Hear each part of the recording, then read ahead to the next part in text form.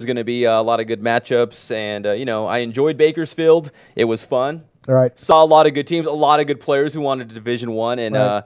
But I read the Press Enterprise, and I noticed there's like almost 200 D1 athletes, football players coming out of this area. So very high standards for local football here. So I'm excited, and we got some highlights starting to roll, All right, which is even better. Let's get to the highlights right away, because less of us talking, more of the highlights is probably a good thing. We're going to look right now at Rancho Verde and West Valley. Here they are. All Mustangs in this one. Mustangs versus Mustangs. That's West Valley's guy, Chris Anderson there, scrambling back the other way for the long run there for West Valley. West Valley still with the ball down in the red zone. 4th down. They're going for it. They're trying to get some points out of this one, but Rancho Verde not having it. The big stop there by Dejon Wise and DeAnthony Johnson. Now, Rico Green, did you steal my Head and Shoulders? Did you? Did you? There he goes, the guy with the hair, Rico Green. Tough run there. And if it ain't broke, you don't fix it. Rico Green is going to break off a big run later on that drive. Rico Green. I think we're going to talk about this guy a lot this season, Lewis. Breaks off that big run. They barely catch him all the way down to about the 5-yard line. Later on that same drive, in the opening frame of this one, it's Devontae Collier. He gets the call, punches it in, and Rancho Verde goes up early in this one, 7-zip on the road at West Valley. Now we move to the second quarter. Collier went 5 yards last time on that touchdown jaunt. How about 95 yards right down the barrel of the camera into your living room?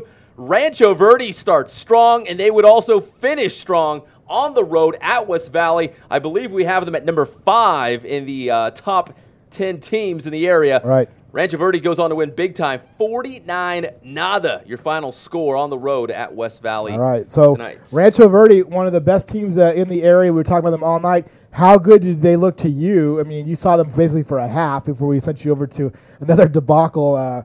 But give me your thoughts on Rancho Verde. You know, the good things that West Valley did, they could have punched one in, but they kind of shot themselves in the foot a couple times, so maybe they could have got on the board. But Rancho Verde looks good, especially in the Ohio State style uniforms. They look really good. Right. And that Rico Green and who is the other guy we're talking? Devontae Collier out of the backfield. That is going to be a mean 1-2 punch for Rancho Verde. All right, so we also sent Pep to Heritage night. Heritage, a big, great story last year, playing San Jacinto. Here they are. Tigers on the loose out there in your neck of the woods, Lewis. I don't know what's going on out there. How about Heritage's? We're going to pick this up in the third quarter. That's Lehami Hefo, the big fellow with the crazy run. He's going to cut it back all the way back to the other sideline. Big run there for Heritage, and that would set up a Logan Netter field goal for the Patriots, and Heritage goes up 38-7 at that point in the third quarter. Later in the third, it's San Jacinto with the ball. Kevin Clark going deep, picked off by number 2, Lamont Morrow. He would run this out, but he was ruled down. But later in the third, San Jacinto with the ball again, trying to get something going. Clark goes down. That is Nai Pilati with the sack. Later in the third, Clark scrambling, buying time, trying to get San Jacinto on the board. Eludes a bunch of defenders, throws back across, and that's Malik Kimbrough coming up with a touchdown for San Jacinto. That makes it a 38-14 game. Then later in the third quarter, final seconds of the third quarter, Heritage back and looking for more. That's Jamal Morrow. Big run. Finally, about 3 Tigers take him down around the 10, 15-yard line. Now we move to the fourth quarter, same drive. It's the big fella, Tony Hefo. He punches in that touchdown. That made it 45-14 at Heritage at that point. We have a final score on that one, Lewis? Yeah, 45-21 was the final on that one, Pep. So that was the last Patriots score. As, they were running up. They look pretty good as well. Right. All right, so the big story there, is that Heritage was the kind of the surprise last year. They finished the season 10-0. They went 11-1. Lost to Summit in the eventual team that went to the CIF championship game.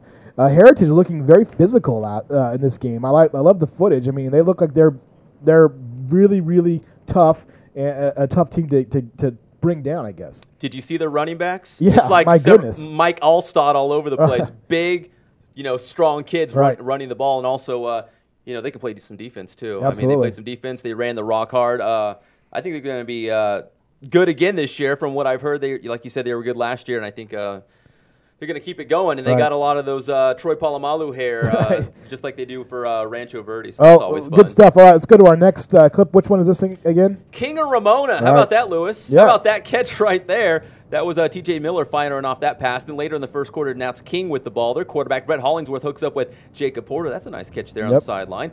How about some Ramona defense? Number 8, Dante Stubbs coming with a big stop in the backfield. Then later, King's QB Hollingsworth to Milan Brass. Another catch there. Then we move to more Ramona D. That's Julian Rodriguez and Orlando Steffen coming up with the play. Then King, they're dropped back. They nothing doing. And then later, King again, number 22, Brandon Harris. He won't go down. Guy will not go down without a fight. He will not take no for an answer. Then later, King trying to get some points, and the snap sails high. They come up empty there. But this one does go through. That's a big 3-pointer there.